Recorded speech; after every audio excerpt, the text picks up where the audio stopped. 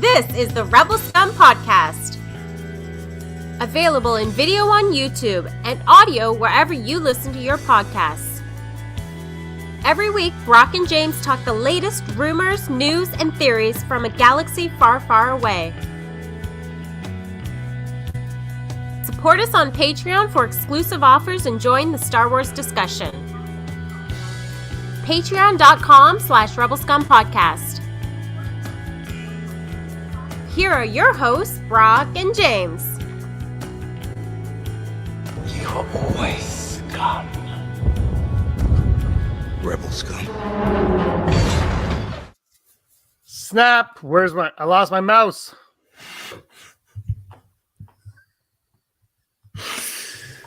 I like people who are just listening to this on the podcast networks are like, what happens on YouTube?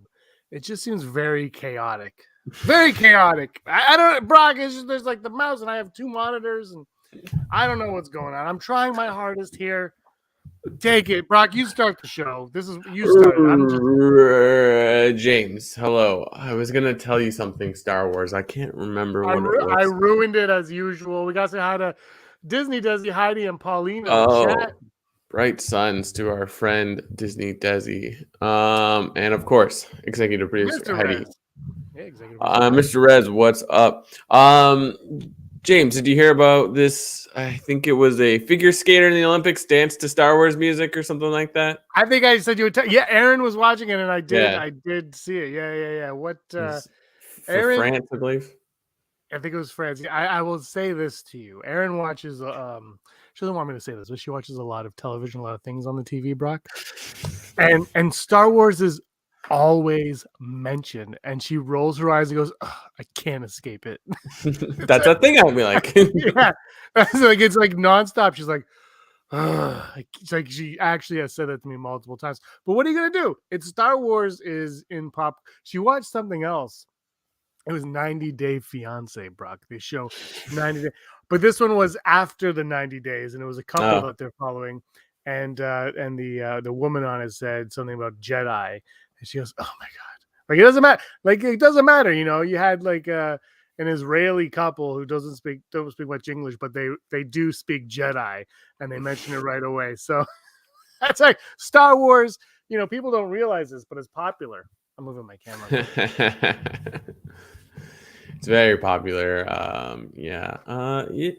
Imagine like that figure skater was just like, oh, I just really like John Williams, and like this one is just like, I don't know about it. It just sounds so like epic. It's like, yeah, no, but apparently I think he ends his like routine with the like, he does like a Jedi lightsaber move or something like that. I didn't see it. I haven't watched any Olympics because. I tried to watch as much as I could, but you know, it was just tough, man. Like the time. Oh yeah. Like it's crazy. It was crazy. You know, I watched as much as I could because I like those events. I love all the flips that they do. The Jedi flips is what we'll call them on this show because we'll try to tie it into it. But you mentioned John Williams, like Slim Shady. Guess who's back? Yeah, still working. Johnny W coming back for some Obi Wan Kenobi. Everyone's excited about this. Are you? Mm-hmm. For sure. Oh, duh.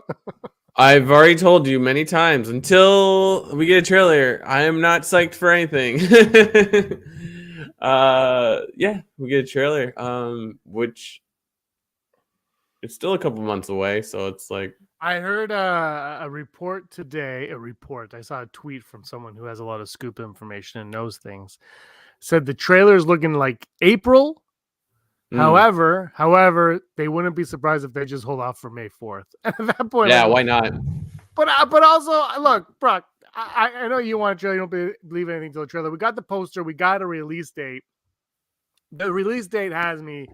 Just drop the damn thing. I'm watching it. I don't need your trailer. I don't need you to show me a frame of what's going on. Yeah. Because I know what it's going to be.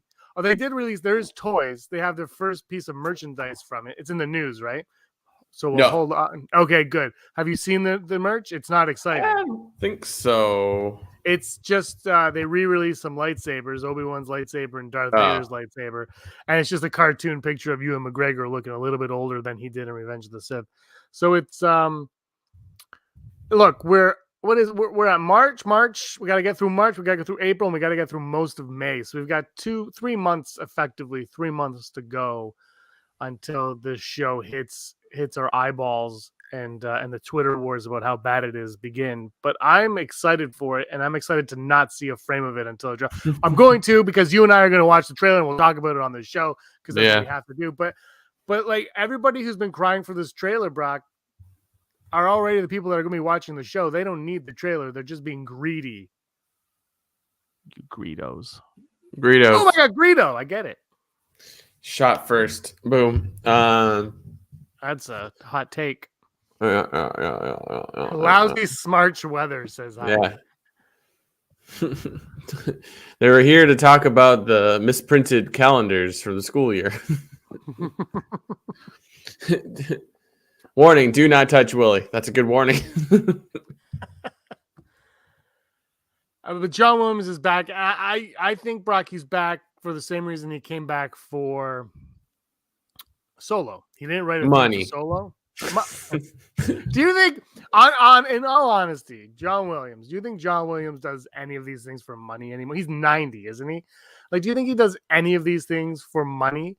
Or do you think he's just like, I just want to keep writing music because this is what drives me? Like, because at some point you have to have enough money when you're 90 years old.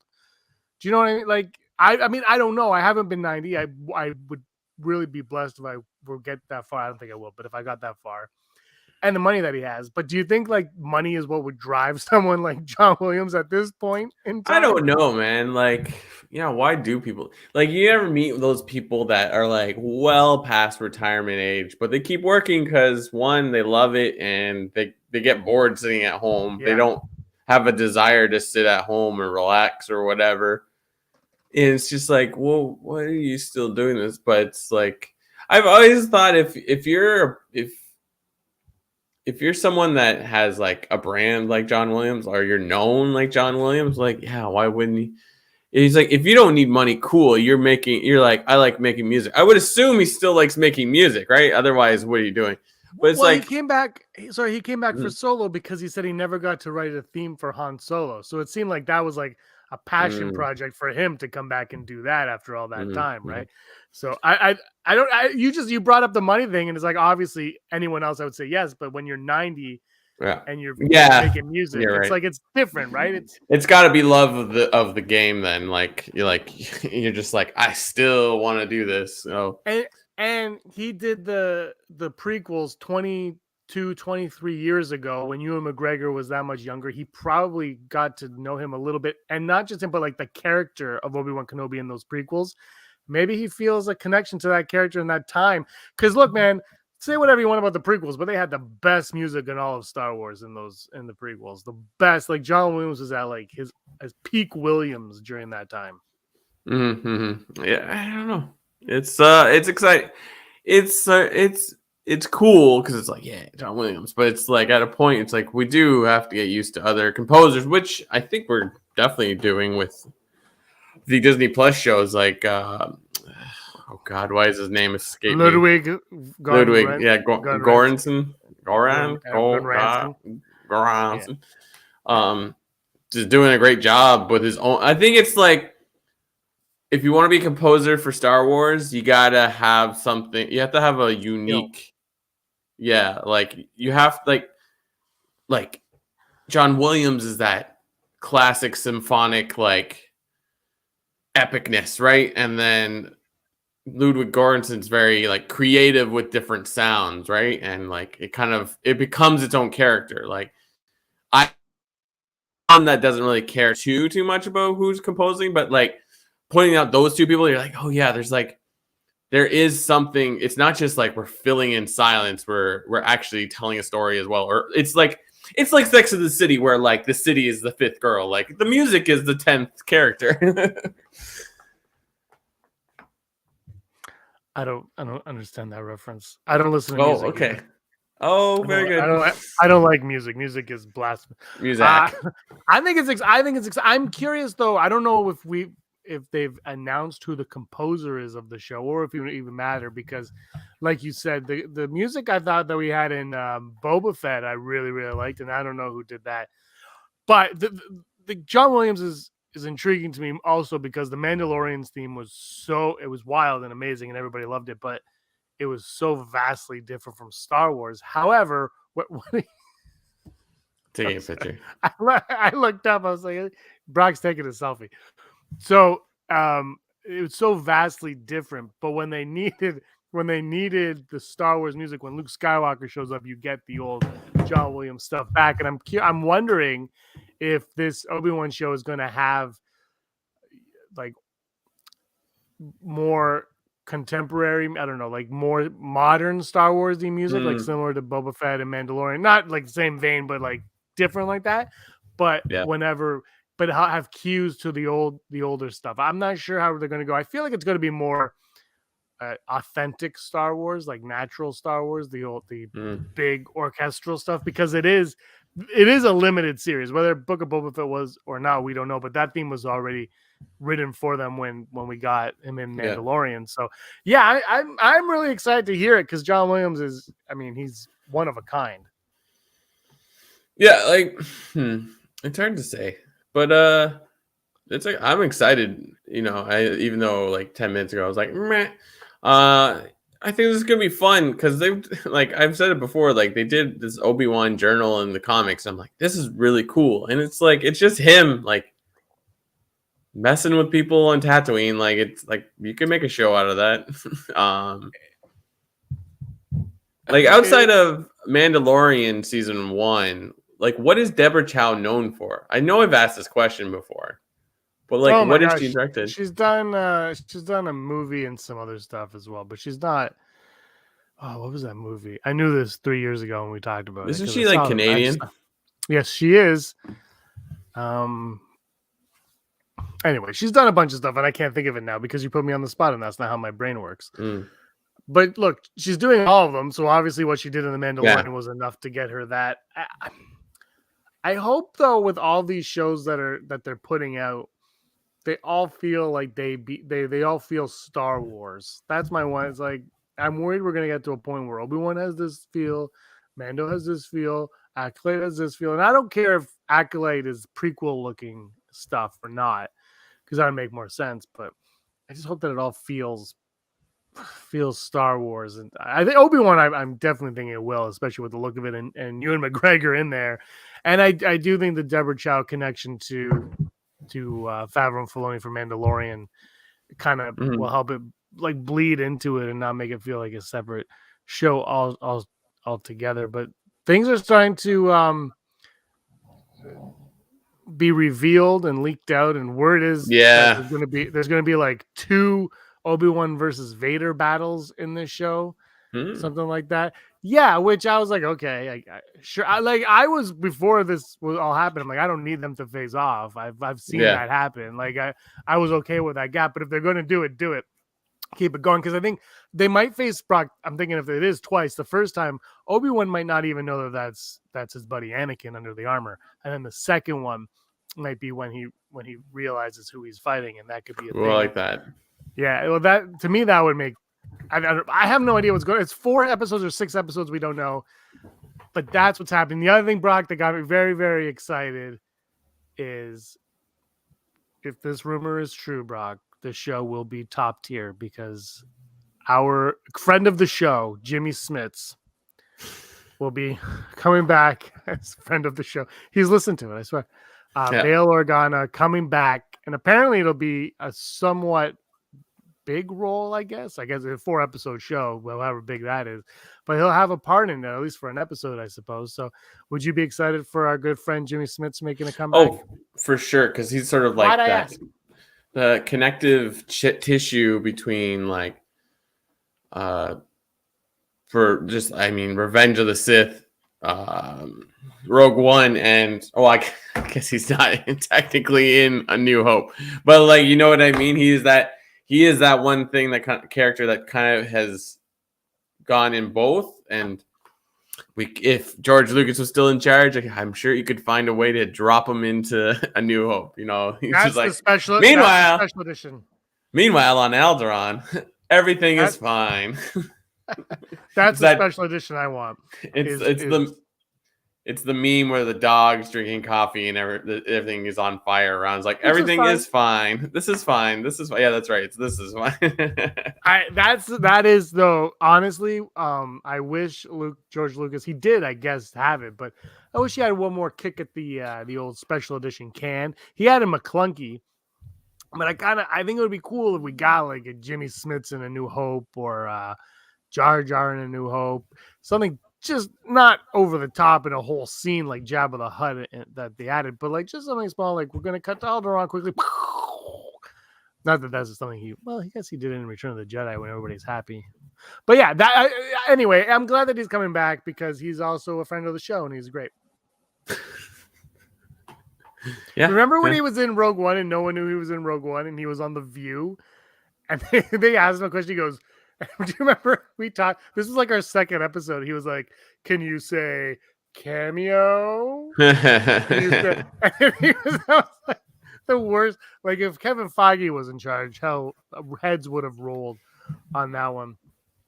What if Jimmy Smits is in it, but he plays his character from Dexter? I've never seen Dexter. Brock, have you? You would. I saw the good seasons. Oh, and I did see the Jimmy Smits season, and that one wasn't bad. That was one of the earlier ones. I want to say second, third is like the Trinity Killer.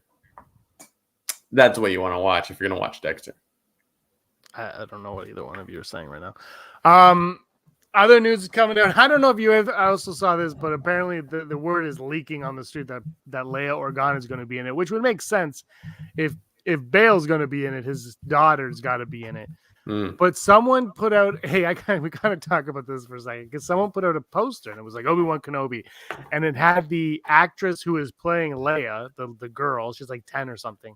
Her face, basically they photoshopped her into the same getup that Leia has on in A New Hope, and it's like her looking at you, and as the poster says Obi Wan Kenobi, and it's just like a fun fan thing that the internet blew up on because no one could get past the fact that she hasn't changed her clothes at all. And at what point? And also, there's also another image, Brock, another fan poster where it has Obi-Wan Kenobi in the desert, Star Destroyer facing him, and in the clouds it's shaped like Vader, like Vader's mask. And people are like, "Why does everyone need to be super powerful and take down a star?" It's like, can we just, Star Wars fans, maybe take a deep breath, sit back, and just like enjoy the ride and let people have fun with everything. You don't need to scrutinize and analyze every piece of a poster. We don't even do that, but you don't need to do that. We can just have fun with this property and enjoy people's clever fan art instead of pooping on them. And yes, from on Mike, it is an Argonauts. Argos. Nothing beats Union Station during an Argos game. Oh God. It's the only time anyone acknowledges them is during a game and everyone's got to yell out Argos. Everyone. Oldest team in the city. Most of the people don't know where they play. Boom. The Skydome. The Skydome, yeah. I wish.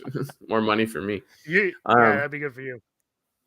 Yeah, no, like, I mean, come on. Let's just, how did you say? I mean, yeah, that could work. But yeah, I mean, if we're gonna have young Luke and we're gonna have Jimmy Smits, might as well have young Leia. Like, wouldn't that be his major mission? After Revenge of the Sith, to keep these two children safe? Because why does he want to keep them safe? As a promise to Padme? It was like a promise, to both, basically Padme and Anakin. Like he would look after them, but Bail looks after Leia, but Bail can only do so much, right? And if an Inquisitor is coming after Leia, yeah, and like in Rebels, the Inquisitors were hunting, like, isn't that one? Yeah, no, sorry. Which is it in Clone Wars where they're hunting young Jedi? No, that's in Rebels, right? It's in Rebels, yeah. Oh, yeah. Yeah, it is because the Inquisitors Yeah. aren't a thing in Clone Wars because there's actually Jedi in Clone Wars. Yeah. But there's no reason to hunt Jedi in Clone Wars. I was like, wait, is it? It's like, where do they go? Plot twist. But yeah. So I think this show sounds like it's going to be wild and not what we're expecting. Because I always think of, I haven't read them, but you always talk about those Obi Wan comics. Yeah. And it's and when they talk about the movie, when they talk about the show, and I'm like, but how do you get around the comics? And obviously, we've learned that they don't care about that stuff. They will retcon all they want, which I'm actually okay with because you can't handcuff yourself to certain things, right? Like, and from a certain point of view, everything is true. But this is going to be a bonkers show, I think. And I mean, somebody reputable when Bail Organa was either announced or leaked or whatever it was, somebody reputable said that's like the tip of the iceberg, basically. They're like, you don't even know what it was. Someone who worked on it, actually. They said, you don't even know what you're getting. So my guess, Brock, is we're getting Jar Jar, Watto, Sebulba, Max Rebo, and Qui-Gon. Qui-Gon Force Ghost is 100%, right? Like this is Qui-Gon's happening. There's no question about that. Are you on that board? Yeah, absolutely. I think they're gonna pull all punches because, like, I don't know, when did they finally write the script for this? I think it was after Mandalorian. So like they're like, yeah, let's try some crazy stuff here. Yeah, but also they had the scripts when they announced, like, we have the scripts, and then they rewrote all the scripts. And rumor was there was one person who came in to rewrite. I can't remember their name, but also Dave Filoni came in because apparently they were too similar to the Mandalorian. Oh, that's right. That's right. So they reworked it. So yeah, so Filoni might even be a writer on this. I don't know. It just says Executive Oracle, Dave Filoni. Remember when his position changed on StarWars.com? Oh yeah. And everybody got like, everybody's like, and they were like, no, that's been his job for the last year and a half, 2 years or something. Star Wars fans are wild because I think I don't really understand a lot of the weird ones. Like the people in the chat are amazing. Let's get that right out of the way. But I just, it's like you gotta you know what it is? It's not Star Wars fans. It's the world we live in where everybody has to be first, right? You have to be the one that gets the scoop, and everyone gets the scoop. But it doesn't matter if the scoop's true or not. You just got to get the scoop, and that's where we are, and that's why I'm saying it here first, Brock. Darth Jar Jar is the villain of the Obi Wan Kenobi show. Darth Jar Jar lives. Darth Jar Jar is the. I'm actually. I don't know. This wasn't Obi-Wan wasn't a character I needed more of, I thought, but I am excited to see it, especially after what we've got it on Disney Plus so far. I'm really looking forward to it. I'm getting really comfortable here. Hold on.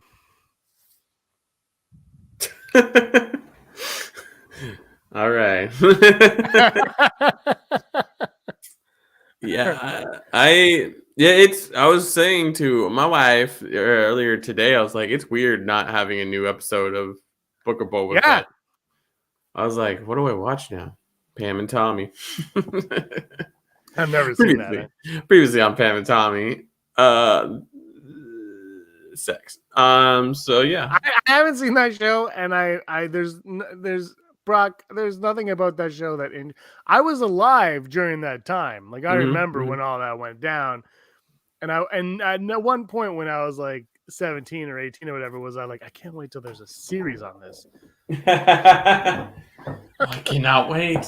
I can't wait. Bring the series. Actually, but March 16th, the Netflix Marvel shows are coming to Disney Plus here in Canada. Oh wow!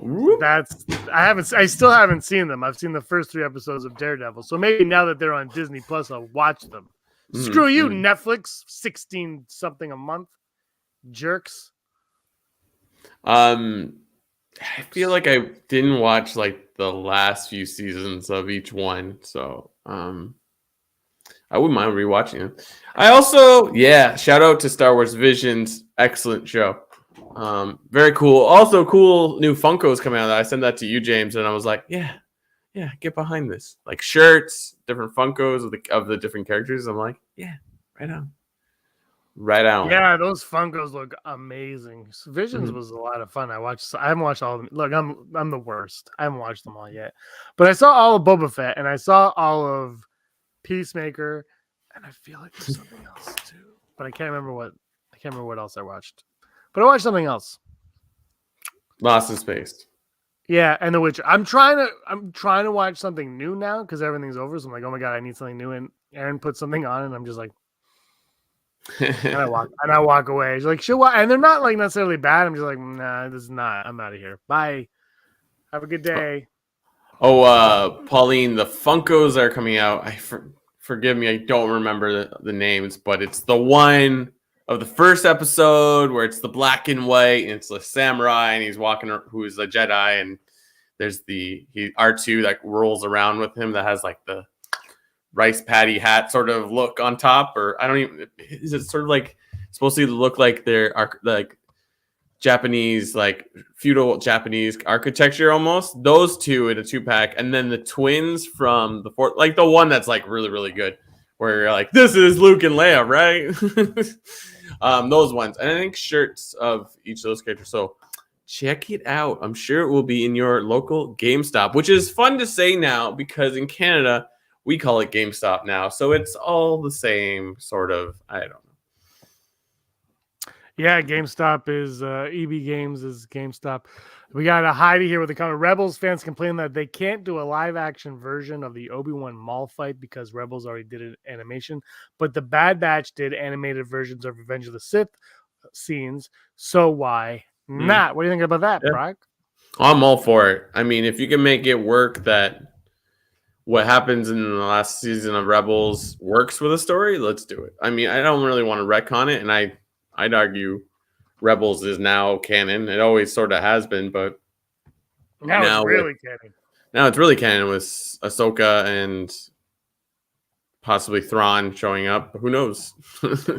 I don't think we're gonna get them all Kenobi fight. I don't think it's necessary, especially if what we just said. If the Leia stuff is happening, the Bail Organa stuff is happening. He's fighting Vader twice. I don't think the Maul stuff fits into any of that. And we did get it in Rebels, and it sounds like Rebels takes place a little bit after this show because Luke's. Oh, maybe they're the same age. Luke's going to be about 10, I guess, in this show. Luke and Leia are going to be 10 in this show. So, how do you say? I don't think it's going to happen. I mean, we saw it already. It would be. I mean, yeah, we all want Maul to show up, but we're getting it's 4 or 6 episodes. I don't think you can fit him into that. And then the thing is with Rebels, like everyone forgets, is it was explained. It was his reasoning for wanting to go to Kenobi was, he had an arc in that show. And so I don't know. Otherwise, he just had to kind of show up in this one. And I know it can work and they can make it work, but with all the other stuff going on, I don't think it's going to happen. And you know what? Maybe in 3 months, I'll be eating my words. I don't know. Because I would have been like, there's no way Ahsoka or Luke are showing up in Boba Fett. And they both did. So, I mean, anything is possible right now. Anything is possible. How do I write stuff in the chat? How does that work? Why is it hiding it? I can type, but I don't have a keyboard, so I use my phone. Is it because they're on YouTube? If you go to this site, to go to YouTube and just go to live chat on YouTube. Frick that. Pauline, just Google Star Wars Visions Funko. I was trying to get you a link, sorry. And it'll pop up. Unfortunately, some of it's a Target exclusive, so you're gonna have to brave the States, but you're in Canada, you're not far. And hey, you can cross the border without anything anymore, I think now, right? Yep. I don't know what's going on. I know they're not saying like you're not allowed to go across unless it's essential, but I think you still have to kind of use their little app. There's an app called Arrive Can or something like that you kind of have to use. It doesn't really do anything besides like you put your stuff on file and then you show the border and that's it. I haven't experienced what exactly happens, but I don't think you need the molecular scan. I don't know. There's something going on in the chat with Tommy Lee and Dale Yeah, saying it's 'cause I- Tommy Lee Jones. I'm Yeah. not sure. I'm not sure what's happening here, but Obi Wan Kenobi is coming. What else is there to talk about Obi Wan Kenobi? I had a list of things and now I forget. Obi Wan Kenobi, Obi Wan. I'm trying to find the rundown. Here it is. I found it. Oh wait, we got to talk. I gotta know what you think of this. Did we talk about this last week with how much more the Mandalorian? We kind of finale did, had? but we didn't really talk about it. Like that's 36%. Yeah, It's kind of significant. Like that's a jump, and that means that people stuck around for that show, and it grew. More people wanted to watch it than not. Like I think that shows you the power of Star Wars. Good night. So like that metric is like specifically for Book of Boba Fett. It's not like there's more people watching Disney Plus than there was when It was Mando specifically. It was 36. Well, that's the thing. So it's 36% more people tuned into the Book of Boba Fett finale than the Mandalorian season 2 finale. That being said, more people are on Disney Plus now than they were back then. The other variable here that no one seems to be talking about is the shift from Friday to Wednesday. I didn't like that shift. I still don't. I prefer the Friday show. I'm one individual out of millions, so no one cares about me. But when Loki debuted, it debuted on a Wednesday. I think that was because they didn't want it to go the same day as Bad Batch because they're kind of weird, but everything has to debut on the same day and only one a day. But they switched to Wednesday, and Loki ended up being their biggest show ever. It probably still is. I don't know. But that was their biggest show. And because it was so successful on a Wednesday, they said, okay, all premieres now are happening on a Wednesday. So the Wednesday could also be a factor in that number, the switch from a Friday to a Wednesday, because a Wednesday, you're more likely to watch it on the Wednesday. And on a Friday, you might watch a Friday, you might watch a Saturday, you might watch a Sunday. So, you have those 2 days where you're not working, like, yeah, we'll just watch it tomorrow. Oh, we'll just watch it tomorrow. Mm-hmm. Now, like for me, Friday worked better because I mean, like, I can watch it later, I can watch it earlier, whatever. It's Friday, we're going to be done soon. But yeah, I just think that's a jump in numbers. Yeah. Good for, you know what? Good for Kathleen Kennedy. She's not fired. Yeah, I mean, it is funny to listen to people's opinions of Boba Fett, Book of Boba Fett. It's like, is it if you like it or like it's fine. Like at some point, we're just gonna have so much stuff that you're like, I don't really like that. We've been saying this for years, and we were just talking about movies all the time. So it's like, and people haven't been liking it for years. Yeah, so it's like, it's good for Star Wars. That means that they're like, everything we've been doing so far, they are okay with. So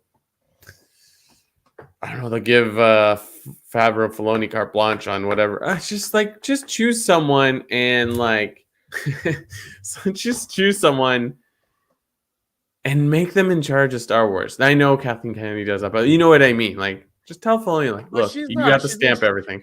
She's in charge of Lucasfilm, not Star Wars. That's right? Yeah, that's true. That's the biggest misconception of them all. I look, Favreau and Filoni for me. I would just, I'm okay if you give them the reins and be like, whatever, do what you want. Yeah. Because Yeah. the other thing too, that because everyone's always like Bryce Dallas Howard should do a movie, or Rick Famuyiwa should do a movie, or Dave Filoni should do a movie. It's like, but the one constant with all those names you just dropped is Jon Favreau. He's the showrunner. He's the one that's like, and he is the one hiring these people to do these. So when I say like Favreau and Filoni seem to me to be like this, the marriage of the two of them seems to be perfect for Star Wars, not just in the stories we're getting and in the lore expanding, but in the people they're bringing in to work on it. If Obi Wan Kenobi is a huge, massive hit and everyone loves it, which that won't never happen probably, but if let's say it does and everyone's like, wow, that was fantastic, and everyone praises Deborah Chow.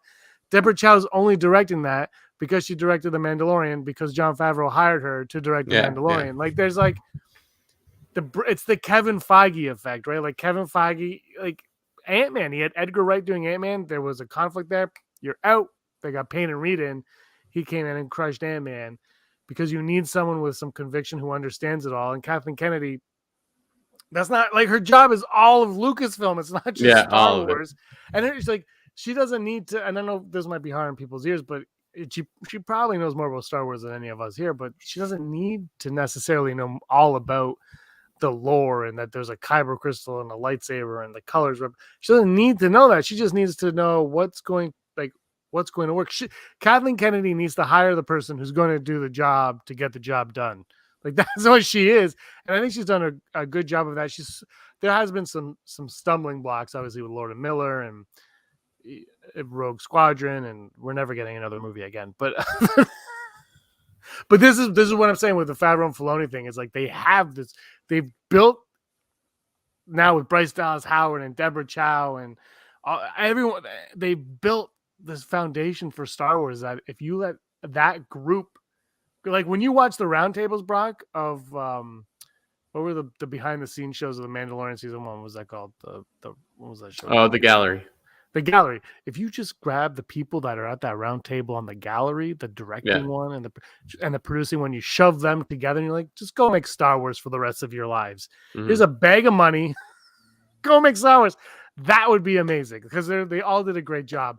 They're not the only ones, but they're the ones that are in it right now, and they seem to have a firm grasp on it. Yeah. I don't know if I ever said this. It just popped into my head. It's like, you know what? I love that's not happening. They're not leaking in that concept art that you see at the end of episodes. Could you imagine how many episodes they could ruin by like you seeing Doug Chang's concept art before it happens? But I think it hit me when like in the last episode of Boba Fett where you just see. You see there's a concept art of like Cad Bane and Boba Fett and like Cad Bane's worried. So it's just like, well, that just kind of gives away the whole ending. Or like, Grogu and the Rancor, you're like, oh, that would have ruined things. I mean, would it have? But I don't know. Plus, I love seeing it for the first time at the end of the episode. I'm like, yeah. No, I hate all these things. I hate that we might know that Bail Organa's in it, the Qui-Gon. Yeah. Like it's like I'd rather like. Again, though, everyone's so obsessed with getting the news out there and they got to be the first ones to get it out there. But for me, though, I'm going to watch these movies. I'd rather be surprised. Like, we talked about today, you sent me how Lego or something ruined, like not, but they gave away Thor Love and Thunder. Oh, yeah. It was just an action figure. Yeah. Yeah, it was the action figure. Yeah, that's right. And I read that Lego gave away some other stuff. Can you imagine if they decided...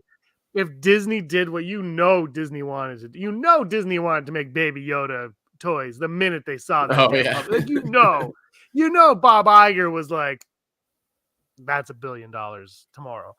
But they held back. They're like, but we can't spoil it. Can you imagine if that was spoiled? I think The Mandalorian as a show isn't as well received as it is because a lot of it hindered on Baby Yoda. And that's shock value at the end. Like the first episode of Mandalorian's, and like it's an okay episode. It's not amazing, but Baby Yoda shows up, and you're like, "This is the best thing I've ever seen on TV." It's Baby Yoda, right? Like that's how it is. It's like you're like, that is the best thing I've ever seen. And if that got leaked earlier, that moment's gone, and that whole episode is like, that's okay. It's like watching The Sixth Sense, knowing Bruce Willis is dead at the end. You're like, okay. What? No, sorry. Oh my gosh. But yeah, it's yeah, like I don't know. Do you want to go to the odds? Let's do it. Never tell me the odds. Ability of successfully navigating an asteroid field is approximately 3,720 to 1. Never tell me the odds. There's that flash. Look, Brock, I wrote everyone's name down and put it as a slide, but I couldn't get the slide working. Okay. Technical difficulties. Can't get the slide working. But we got to thank Mr. Rez. Wow, James. Okay. You know what, Mr. Rez? You're still Mr. welcome. Rez. All right. I'm trying to find. I got my rundown. I got it. I got the names. Go for it. Okay. Never tell me the odds. Brought to you and all of us by. I really got to write down a proper way of saying all this. By patreon.com/Rebel Scum podcast. You like our show and you think you want to support us? Why don't you head on down to patreon.com/Rebel Scum podcast and just check out what we do, because we really appreciate people that appreciate what we do, talking about Star Wars, Yeah, please and thank you. And then once you do, you can be one of the people we talk about every single day on this show. And those people are executive producer Heidi Feder. I switched it up that time. Barry Brophy, Dennis Allen, Randy Kenobi, Mary Kristen Aton, Jeff Wilson, Phil Staniforth, Scott D, Josh Price, Matt W. Rez, who we just spoke about, Frank Perkins, Neil Lowry, Cosmic Girl 02, Gleek Play 1, Disney Desi, Charlotte, Kayla Davis, Dana Nerds, and the Girls with Sabers. Girls with Sabers. Girls with Sabers, if you are into the Star Galactic Cruiser, you're going to want to check out their channel because, Brock, I don't know if you know this, but Rey and Kylo Ren have an encounter on the Galactic Cruiser. Yeah. And they've mentioned that there's love on it as well. But I think that their encounter on the Galactic Cruiser is just going to be a laser sword fight. Laser swords. Like, can you imagine? Like, it's a 2-night thing, right? Or 1 night, 2 night, two night. On like the second night you're eating dinner, and Rey and Kylo just show up and they start fighting. Or maybe they're just having like a 1-night stand together. They've like escaped onto the Star Cruiser, haven't told anyone, and they're going to bump uglies. Because do we have Han and Leia get on there? That's where they conceive Ben Solo. I didn't write this stuff. This is all Lucasfilm. All right, their first 2 odds are from executive producer Heidi Feder. If you want your odd on the show, let us know. That's really all. She literally just sends like a DM on Twitter and goes, "Hey, here's an idea." And from Heidi, what are the odds that Alden Ehrenreich will reprise his role of Han Solo in Obi-Wan? Solo and Obi-Wan take place around the same time. I would love it, but I don't know if it makes sense in Obi-Wan.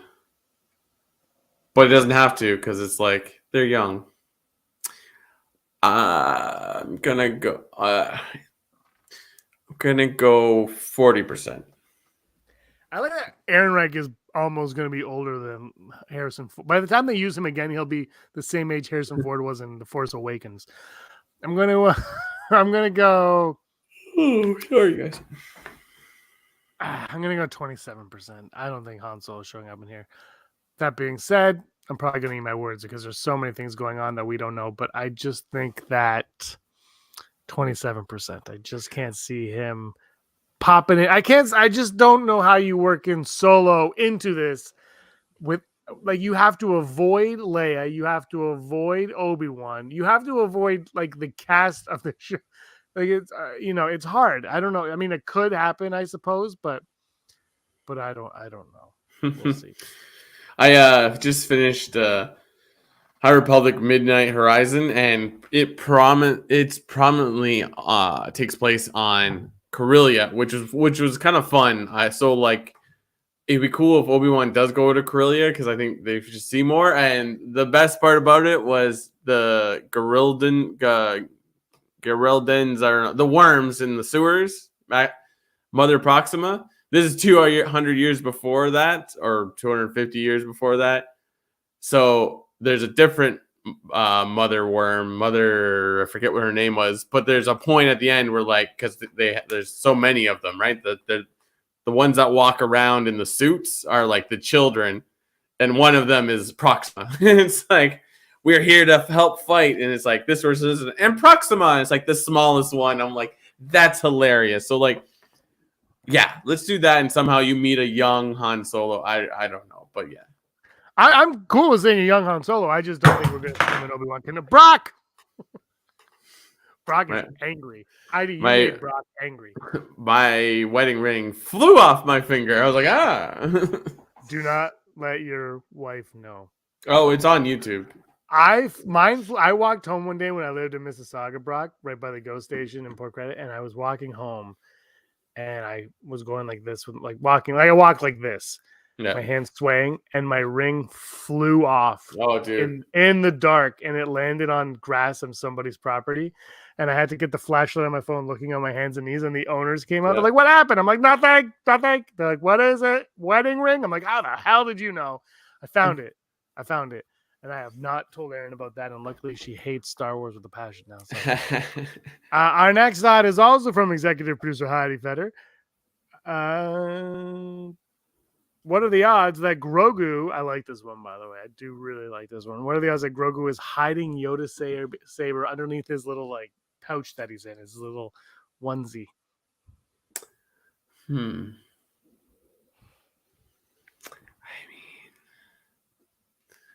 I'm going to go full Brock on this, 50-50, because it's just like, that would be pretty sweet. I'm going to go 41%. I don't think he does, but gosh, I hope he does. Can you imagine Din with the dark saber and Grogu with Yoda saber, and like the end scene of the season 3 is just both of them like ready to get down and like fight each other? That'd be fantastic. By the way, let us know what your odds are in the comments to my left. And our final odd today, will Jar Jar be on Alderaan in the Obi Wan Kenobi show? Will we see Jar Jar Binks on Alderaan? Now, I've got to point out that in one of the Aftermath books, you do learn that Jar Jar is alive and well after the events of Return of the Jedi. He is a street merchant. He's very poor. He feels very bad for his actions that he had in the prequel trilogy. He lives with a lot of regret, so he will not be blown up on Alderaan. But do you think we will see Jar Jar appear on Alderaan? And he goes, "Oh, Master Obi-Wan." I would like it, but then the problem is if you put him on Alderaan and then you're like, he's like, "Oh, I live here now," and they're like, and then it's like they blow up Alderaan, and that's the end of Jar Jar. I'm like, in Rogue One, they did it with Ponda Baba. Yeah. Literally there, the second, like a minute before the planet gets blown up. Yeah. No, Jar Jar's scene is he's like, "Missa here, Annie. Missa gotta go," and he gets on a Boost Starfighter and he heads off. There you go. Boom. Problem solved. Done. Problem solved. Call me Lucasfilm. I've got a million more amazing ideas. It's all it is legacy characters getting into pod racers. That's all my ideas. Those are all my ideas. Because it's great. But those are. Did you give your odd? Your odd was 0%.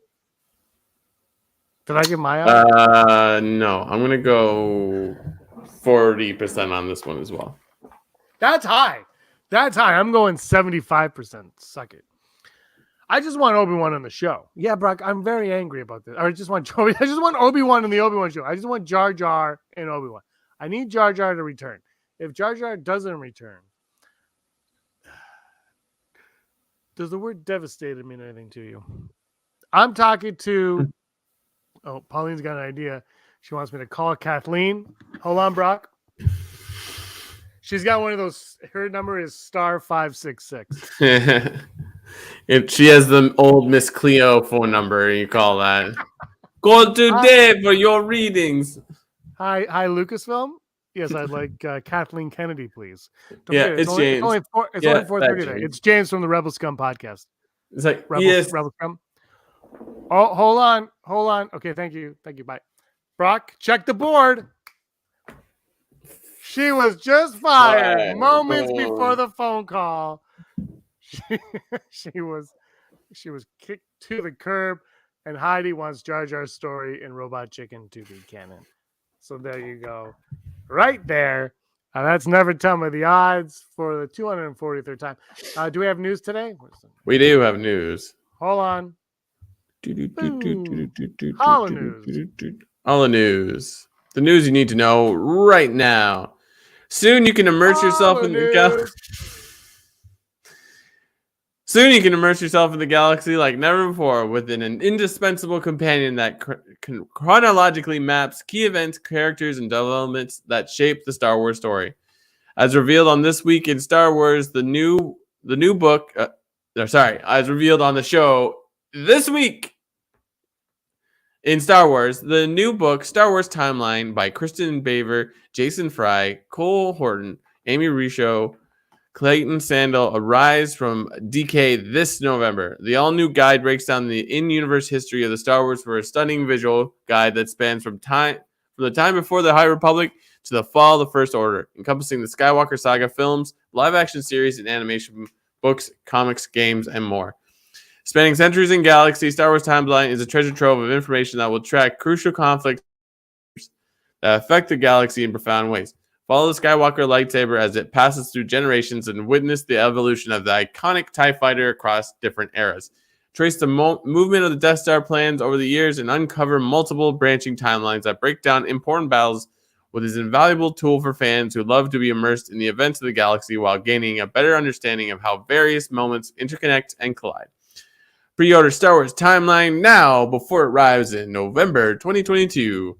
Also in books, come April, Star Wars fans will be cordially invited to the wedding of Anakin Skywalker and Padme Amidala with E.K. Johnston's next book, Queen's Hope. The final book in the YA Padme trilogy was supposed to come out in November 2021, but was pushed to April 5th, 2022 because of pandemic-related print publishing delays.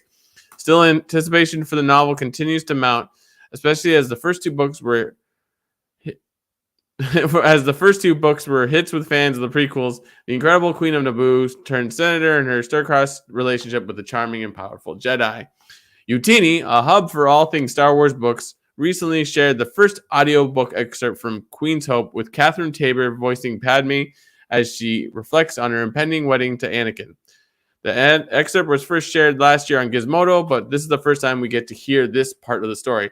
The audio export is directly from the beginning of Chapter 1 and shows Padme grappling with the weight of her impending secret wedding to Anakin and feelings of being alone because of this secret. This particular passage details Padme's methods in trying to make her wedding dress in a hurry and grappling with whether or not to enlist her handmaid's help. So go over to utini.com. They're a great resource for all books that are currently out for Star Wars, and check out that act. And for everyone that's crazy for Wordle, well, guess what? There's a Star Wars version. The runaway success of Wordle has led to plenty of homages from developers paying tribute to the addictive formula. Some of the Wordle alternatives so far include Mathler, which tests your head for equations, and Worldle, which challenges your geographical knowledge by replacing words with country outlines. Now there's a new challenger specifically designed for Star Wars mega fans, Swordle. Created by Airbrush Files, it's Wordle where only words with a link to a galaxy far, far away are accepted, and it comes complete with a Millennium Falcon shaped delete key. It follows the same rules as Wordle, where green represents a correct letter in the right place and yellow a correct letter in the wrong location as you try and identify the 5-letter word in 6 guesses or fewer. Oh, and the numbers are permitted for droid-related reasons. And this has been your Holo News.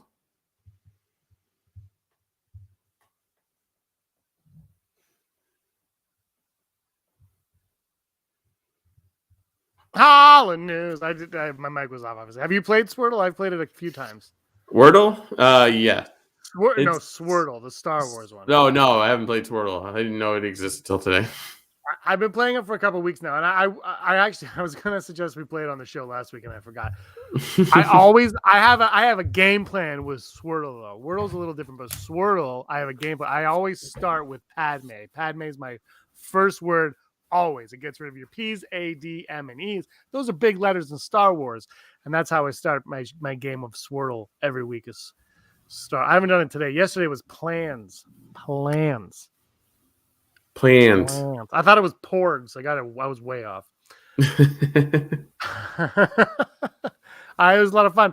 But yeah, you should check it out because it is it's hard because there's Star Wars words. I'm like, I don't know any Star Wars words. That's why I always start with Padme. I just make things up from there. But it's time for top 5. Top 5. Today's top 5 characters we would like to see in Obi Wan Kenobi. I didn't write this down, but it should be characters that we don't think that aren't like appearing in Obi Wan. So my list doesn't have Bail Organa on it. Yeah. Because we assume Bail Organa is in it. You should never assume anything. My number 5.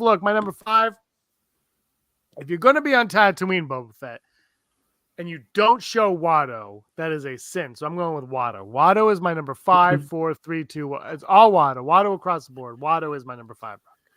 James, you fool. Number 5 is always Hondo and Naka. So yeah, that's my number 5. Please just put him in live action. Yeah, please. it's true. Pauline, okay, next week we'll play Swirtle on the show, Brock. Next week, okay. Swirtle. Pauline said we should do it, so we're gonna. And I always listen to anything that's in the live chat. I listen to, if I agree with it. But yeah, next week we'll do Swirtle. My number 4. It's not a character; it's a species. You're gonna be on Tatooine again. Give me a Doug. If there's no Dougs, you're not doing it right. Dougs, and maybe Doug is talking to Watto. I don't know. I'm not writing it, Kathleen Kennedy. If you want me to, I can. The Doug gets into a Naboo starfighter and flies off. I write like this thing just writes itself. So Doug's is number 4. I'm gonna go young Lando Calrissian because you're not gonna run into any problems there. So yeah. And he's in Rebels, so it makes complete sense. Mm-hmm. My number 3. I don't know if he made a path for Kashyyyk or not. I don't know what the deal is, but I'm going to go with Tarful. Put it Tarful. Let's get. What about the Wookiees? Maybe he moved to Tatooine to help out Bail Organa look after Leia. We don't know, but again, KK, call me. I write these things. These things write themselves. Then he gets in a Naboo starfighter and flies off. Disney Desi, we know Hondo is in the ride at Galaxy's Edge. We're not talking about animatronics. We are talking about in a real thing. I think that is a real Hondo there. We're on number 3 now? Yeah, right? Yeah. Number 3. I'm gonna go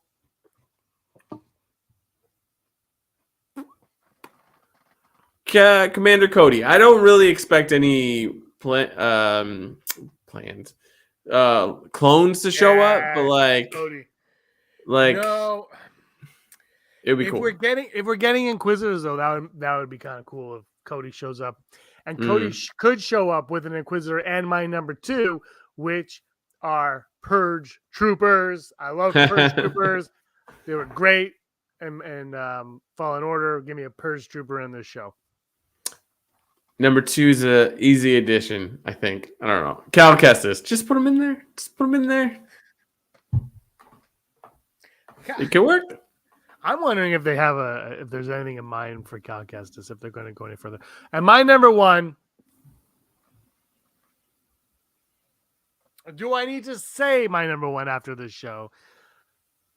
He's gonna be back, sir. Jar Jar Binks is my number 1. He is the greatest thing to happen to Star Wars since Star Wars. I'm gonna go a little further. Like number 1, just shock us, Yoda. Like just shock us completely. You're like, so that, you know what, you say it. I'm gonna say it wouldn't be shocking. It would be, but it wouldn't be in the fact that he is in Rebels, and we know he can communicate with other Force users, at least in the temple or whatever. So yeah, I mean, it would be shocking, but it also make a lot of sense. There's no reason why that couldn't happen. So those are our top 5. Let us know your top 5s in the comments below or to my left. Is it your left? Wouldn't it be technically? No, it's so on my right. They're right. Yeah. It's on my right, but it's on that. I don't know. I don't know what's going on. Because this is my right hand. When I point to my left, there we go. That is right. But not if I want to point at you. Yeah. I gotta point as if you're sitting here.